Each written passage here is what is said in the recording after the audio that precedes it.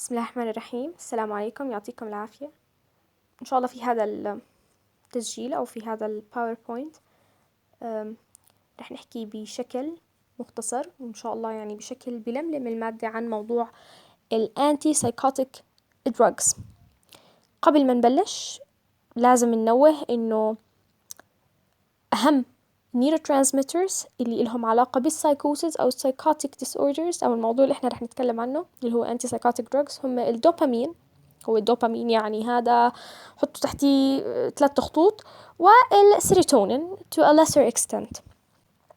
قبل ما نبلش نحكي عن السايكوسيس وعن أدويته هيك نيجي خلينا طب ناخد a look through the dopamine in the central nervous system. The dopamine in the central nervous system actually is found in 4 pathways. Now, the first pathway ببلش من substantia nigra إذا بتتذكروا موجودة في الميد برين، وبعد هيك بيروح على البيزل جانجليا من خلال pathway إحنا بنسميه إيش؟ نيجروسترياتال pathway. نيجروسترياتال pathway إذا بتتذكروا في جزء كتير مهم بالبيزل جانجليا اللي هو السترياتا، فهو هذا الباثوي اللي اسمه نيجروسترياتال as the name indicates ببلش من السبستانشيا نايجرا اللي موجودة وين؟ بالميد برين لحديت تقولي السترياتا of the basal ganglia. هلا ايش الفكرة؟ الفكرة انه هنا اذا صار في عندي deficit او defect او even deficiency ب the dopamine بيصير في عندي Parkinsonism، يعني Parkinson disease والاشياءات اللي بتشبهها. المكان الثاني هو البيتويتري gland. As you know in the endocrine system we said that dopamine is important in the pituitary gland. ليه؟ لأنه it inhibits the prolactin. فنفترض إنه الدوبامين هنا نقص بيصير في عندي هايبر برولكتينيميا، يعني زيادة في البرولاكتين. هلا هذه زيادة في البرولاكتين أكيد في لها negative implications like impotence and infertility. The third pathway اللي هو أصلا موجود في المظلة أوبلينجاتا اسمه the vomiting center. أي إشي في center الأصل إنه يكون في بالمظلة أوبلينجاتا. بالنسبة للvomiting center هلا وجود الدوبامين هنا فياته غير مرغوب. ليه؟ لأنه إذا في دوبامين بالvomiting center معناته هذا الإنسان راح يصير عنده نوزيا وحيصير في عنده vomiting، ما هو إن اسمه vomiting center. So if dopamine increases the person will be presenting with nausea and will vomit. هلا آخر pathway واللي هو الباثوي اللي أنا بيهمني بالسايكوسيس وبيهمني أصلا بالأدوية اللي إحنا رح نتكلم عنها اليوم اللي هو anti psychotic drugs اللي هو الميزوليمبيك and mesocortical pathway. mesolimbic معناته إحنا بنفهم إنه limbic system is involved، وميزوكورتيكال معناته إيش؟ the cortex، خاصة ال prefrontal cortex برضو is involved. هلأ هو كيف ببلش حكينا من الميد برين ventrally لا limbic system الميزوليمبيك، وبالميزوكورتيكال ببلش برضو من الventral aspect of the mid-brain لحديت prefrontal cortex. Some might wonder طيب ليه prefrontal cortex؟ خلينا بس نوضح هذا المبدأ، يعني مبدأ قبل أو يعني فكرة بعد هيك بنرجع نحكي إنه ليش طب prefrontal cortex. الفكرة إنه إحنا بنعرف الدوبامين بهدول الباثويز الميزوليمبيك and mesocortical بيهمني بحيث إنه إذا هو تواجد في نسبات معينة وكان مرتفع قليلا، يعني نفترض إنه كانت النسبة لازم تكون مثلا 5 مثلا وهو كان موجود بنسبة مثلا 6 5 و8 بالعشرة مثلا، معناته هذا الإنسان حيكون very intelligent and very creative، يعني بيكون طبيعي ما عنده لا سايكوسيس ولا إشي، بس بنفس الوقت بيكون كتير ذكي، بيكون عنده إبداع، بيكون مثلا شاطر كتير بالرسم، مثلا إذا هو عنده هواية الكتابة بكتب يعني بكتب أشياء كتير حلوة. الفكرة هون بتيجي إنه طيب what if الدوبامين تجاوز النسب المسموح له إنه يكون فياتها، يعني بدنا نحكي إنه هو ما كان لا 6% ولا 5%، كان أكتر، نفترض إنه صار 12 وحدة تقريبا، يعني هاي أرقام افتراضية بس لتوضيح الفكرة والمفهوم. هون وقتها بيصير في عندي سايكوسيس، هون بيصير في عندي وقتها الهلاوس الهلوسينيشن.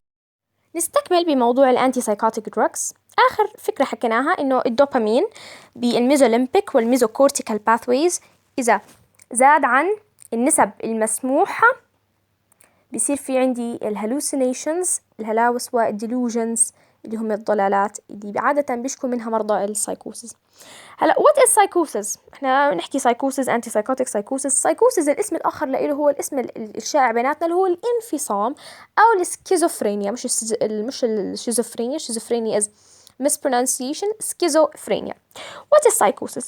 psychosis حكينا هو عبارة عن hallucinations، عبارة عن delusions. هدول الهلوسينيشنز والdelusions بسبب زيادة في الدوبامين بأي pathways؟ بالميزولمبيك and mesocortical pathways. وبرجع بذكر مرة تانية with the concept إنه the dopamine بهدول pathways if it is slightly increased it's okay, the person will be more intelligent and more creative. However, if it exceeds the normal level وقتها بيجي عندي الهلوسينيشنز و the delusions. هلا مرضى السكيزوفرينيا أو الانفصام أو السايكوسيس they present عادة with two types of manifestations or symptoms. The first is called positive symptoms. The positive symptoms, as the name can indicate to some, is due to the dopamine surplus. زيادة الدوبامين. بيجي عنده delusions وبيجي عنده hallucinations سواء auditory hallucinations و visual hallucinations.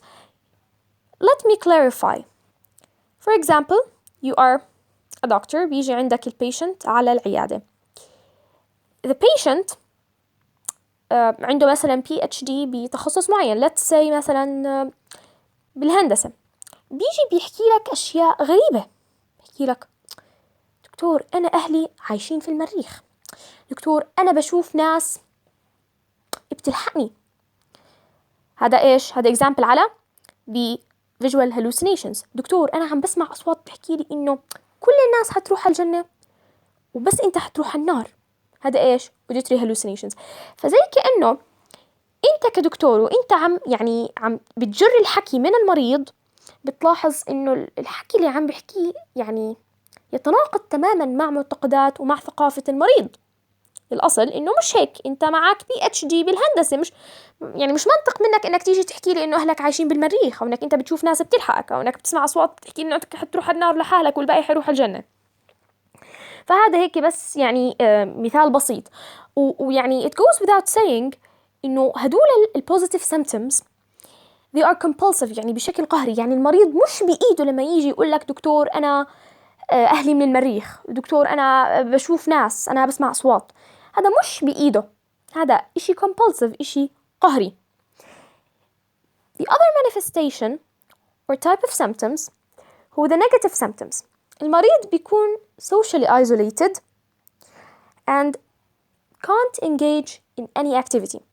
بالنسبة لفكرة socially isolated بتحسوا المريض بيكون منعزل لحاله، يعني حرفيا زي كأنه هيك قاعد بزاوية لحاله. بالنسبة لأنه can't engage in any activities بيجوا خلينا نحكي أصدقاء أو أفراد عائلة هذا المريض بيحكوا له إنه طب تعال اطلع معنا، تعال نروح نسوي شغلة، مثلا ناكل في مطعم مثلا، أو نروح مثلا نسبح، أو نروح مثلا نحضر مباريات أو إشي. ما بيشاركهم.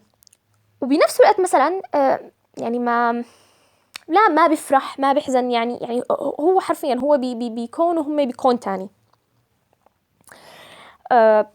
يعني حرفيا هو يعني هم بواد وهو بواد تاني. Now the newer studies have said the positive symptoms are related to dopamine overactivity, as I said when I explained about the positive symptoms. هلا the overactivity سواء عم بحكي عن surplus بالconcentration، يعني تركيزه زاد، أو receptors نفسها are faulty overactivated receptors. The negative symptoms are related actually to the serotonin, خاصة إذا عم بحكي عن the 2A receptor. هلا نستكمل هلا بعد ما احنا حكينا overview عن الدوبامين والpathways تاعونه في الcentral nervous system اللي هم 4، وحلو إنه نعرف يعني هيك نبذة عن كل واحد من هدول الpathways. حكينا عن السايكوسيس إيش هو وأهم المانيفستيشنز تاعونه. رح نحكي هلا عن الميديكيشن. هلا سؤال قد يخطر للبعض إنه هم سؤالين actually يعني بيتواردوا عفوا للذهن أو يعني بتبادروا لذهن الإنسان إنه طيب إحنا بنحكي سايكوسس، طب إحنا ليه نغلب حالنا ونعالج مرضى السايكوسس؟ هلأ معلومة حلوة نعرفها عن مرضى السايكوسس إنه they are very intelligent people، لأنه حكينا الدوبامين بمجرد ما إنه زاد بالميزوليمبيك والميزوكورتيكال pathways goes without saying the person will be more intelligent, more creative. بس للأسف يعني هو يعني اللي بيزيد عن حده بقلب ضده. plus إنه 1% of all the people have psychosis أو schizophrenia. فيعني مش غلط نكسب أجر في هدول 1%. الشغلة الثانية، طب إحنا بنحكي إنه هو الأصل إنه صار في عندي زيادة في الدوبامين في الميزوليمبيك and the mesocortical pathway. طب إحنا ليش ما نعطي دوبامين بلوكرز؟ ما هو يعني منطق صح؟ هلأ ما حدا بيحكي غلط، الحكي صح ومنطقي ومعقول، لكن الفكرة هل في دواء بيعمل بلوكينج للدوبامين فقط في الميزوليمبيك والميزوكورتيكال باثويز؟ لا ما في، للأسف ما في، لأنه لو في كان انحلت المشكلة وخلصنا. كان أصلا يعني very limited toxicity and side effects ويعني very high potency و selectivity و specificity of the drug. فيعني كان ريحنا حالنا. بس للأسف unfortunately ما في دواء ideal highly selective with limited toxicity وبس بيستهدف the dopamine surplus within the mesocortical and mesolimbic pathways. though إذا إحنا أخذنا dopamine blockers في لهم advantages وفي لهم disadvantages. هلا الادvantages حكينا إنه mesolimbic و mesocortical pathway for psychosis and schizophrenia. The other thing if you can remember the vomiting centers اللي بالمظلة أوبلينجاتا، إحنا حكينا وجود الدوبامين فيها هو سيء. ليه؟ لأنه يحفز على الغثيان والاستفراغ. فإذا أنا منطقيا بهدول السنترز I blocked the dopamine معناته ما حيصير في vomiting صح؟ لكن إيش الفكرة صحيح إنه أنا يعني اكتسبت ميزات، بس بنفس الوقت خسرت أشياء تانية. مثلا على حساب البيتويتري جلاند أنا خسرت إنه الانهبيتوري effect of dopamine on the prolactin، فصار في عندي endocrine problems، صار في عندي for example infertility، صار في عندي مثلا impotence. الشغلة الثانية إنه إحنا برضو في عندي nigrostriatal pathway، فأنا بصير عندي extrapyramidal manifestations، بصير عندي like Parkinsonism. ما بدي أحكي باركنسون غلط، نحكي بصير أشياء شبيهة بالباركنسون. إن شاء الله رح نتكلم عنها لما نتكلم عن side effects. بلش هلأ نحكي عن medications أو drugs. They are divided into two categories: typical, old or first generation drugs and atypical, newer or second generation drugs. Before I start telling you their names and examples, I apologize for any mispronunciation. Seriously, the names of the drugs are quite frightening. نبلش هلأ بالtypical أو old أو first generation drugs: chlorpromazine and haloperidol. So I repeat, chlorpromazine. While chlorpromazine belongs to the phenothiazines family، يعني ينتمي إلى عائلة الفينوثيازينز. والهالوبيريدول belongs to the butyrophenone family، يعني يعود إلى عائلة البيوتروفينونز. بالنسبة للatypical newer أو second generation drugs هم ريسبيريدون، أولانزابين وكلوزابين. بعيد: ريسبيريدون، أولانزابين وكلوزابين. أكيد من اسمهم second generation newer أو atypical رح يكونوا مش نوعا ما they're gonna be more expensive than the typical old first generation drugs. بالنسبة للكلوزابين في 2 points لازم نعرفهم. إنه هو الحل الأخير، يعني أعطيته كلوربرومازين، أعطيته هالوبيريدول، أعطيته ريسبيريدون، أعطيته أولازابين وما زبط معاه، وقتها الحل الأخير اللي أنا بلجأ له، يعني إذا كان البيشنت refractive أو resistant to other medications، بعطي clozapine. ليه؟ لأنه clozapine causes a serious side effect which is agranulocytosis اللي هو نقص في the white blood cell count. بصير عدد white blood cells أقل من 2000 which is quite alarming. يعني it's fatal and it's very harmful on the bone marrow effect. عشان هيك أنا بخليه فقط للrefractive and resistant patients. هلأ نيجي نحكي عن الميكانيزم of action. قبل ما نبلش بالتفصيل لازم ناخد concept إنه حكينا الفكرة أنا بدي أعمل blocking للدوبامين بالميزولمبيك and mesocortical pathways. هلأ بالنسبة للfirst generation أو old typical drugs اللي حكينا two examples عليهم هم chlorpromazine and the haloperidol. هدول كيف بيشتغلوا؟ هدول mainly هم عبارة عن dopamine blockers. They will block the dopamine when in the mesolimbic and mesocortical pathway and other pathways. بس إحنا بنركز إنه هم إيش بيشتغلوا على الميزوليمبيك وعلى الميزوكورتيكال and they block the dopamine. ليش ما رح يعني نحكي إنه طبعا ال other pathways؟ لأنه ال other pathways رح نحكي عنهم بالside effects. لأنه إحنا حكينا the desired effect الأصل حيكون على vomiting center بس إحنا هلا مش موضوعنا نحكي على vomiting center. ورح يكون على mesolimbic and mesocortical pathways.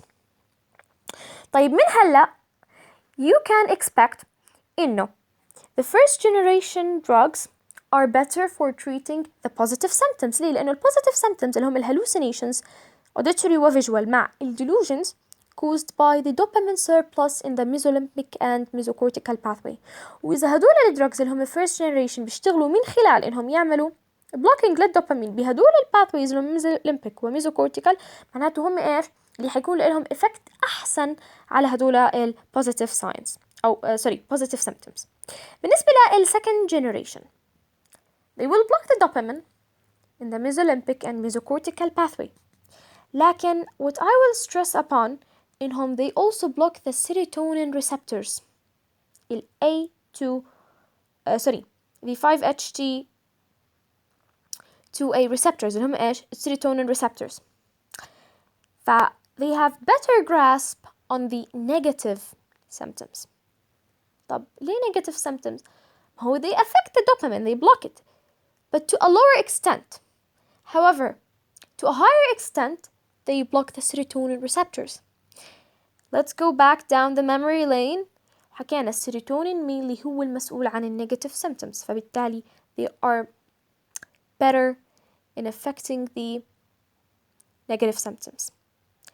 هلا نيجي نحكي عن uses. حكينا they are used mainly in schizophrenia or psychosis. بس حتى يشتغلوا بشكل صحيح والمريض ما يجي مرة تانية يحكي لك دكتور أنا هيني عم بتناول أدويتي بس ما عم بلاقي مفعول، احكي له ما تخاف. عادة الأدوية هذه حتى تشتغل بغض النظر هي first generation ولا second generation بدها من أسبوع لأسبوعين بسبب إنه يصير عندي إيش adaptive changes. آخر إشي إن شاء الله رح أتكلم عنه regarding the antipsychotic drugs with the side effects. حكينا هم الهدف منهم to block dopamine in the mesocortical and mesolimbic pathway. However, they're not selective enough to only block dopamine in the mesocortical and mesolimbic pathways. فأكيد رح يأثروا على pituitary gland. أكيد رح يأثروا على nigrostriatal pathway اللي هو substantia nigra and the basal ganglia. هلأ رح يأثروا على vomiting centers. Yes, but it will be a desired effect. ليه؟ لأنه ما حيصير في عندي vomiting and nausea. أصلاً in severe vomiting إذا أنا عم بستعمل other safer drugs but it's not working بستخدم first generation antipsychotic drugs. شغلة تانية بحالة ال intractable hiccups يعني إذا إنسان عنده ضغطة أو حازوقة متكررة ويعني مستمرة من يعني ليل ونهار ليل ونهار بنعطيه الكلوروبرومازين كلوروبرومازين. أيوة الكلوروبرومازين عادة بنعطيها حقنة بالعضل يعني intramuscular وبتكون الدوز 25 ملي جرام. هلأ نستكمل حكينا عن ال side effects. هلأ the first side effect يعني very important to think about and to learn about هو the extrapyramidal manifestations. So the extrapyramidal manifestations معناته أنا عم بحكي عن أي pathway، عم بحكي عن the nigrostriatal pathway. بصير عند البيشنت like Parkinsonism، شبيه بالباركنسون. أذن 3 أشياء كتير مهمة اللي هي التريمورز، الرجفة. بعد هيك بصير عنده إشي اسمه dystonia. dystonia بصير في عنده twitching movements، يعني فجأة هيك مثلا إيده برفعها هيك مثلا، أو رقبته بلويها. حلو في الموضوع إنه هذه reversible وضلها يعني لفترة قصيرة هيك 5 دقايق 10 دقايق، ويعني بتنحل وبتتعالج. وين المشكلة؟ بإشي اسمه dyskinesia. dyskinesia عبارة عن repetitive continuous movements in the hand and the face. والحلو في الموضوع انها بتيجي كdelayed side effect، يعني المريض بيكون له مثلا فترة بياخد الأدوية، نحكي 5 سنين 6 سنين، وبعد هيك بصير عنده dyskinesia. هلا بالنسبة للديسكاينيزيا للأسف إنها بتكون delayed، بتكون مستمرة ومتكررة، وللأسف irreversible، يعني لا حل لها، يعني خلص للأسف خلص، يعني بتضلها موجودة للأسف and it's irreversible. هلا بعض الناس بيحكوا طيب ما احنا عندنا two types of medication، first generation second generation، يعني مين له more prominent extra pyramidal manifestations؟ أكيد ال first generation. ليه؟ لأنه هو mainly اللي بيعمل blocking for dopamine. To a lesser extent ال extra pyramidal manifestations the second generation drugs. شغلة تانية اسمها neuroleptic malignant syndrome. neuroleptic malignant syndrome بتخوف. It's fatal and it's very dangerous. ليه؟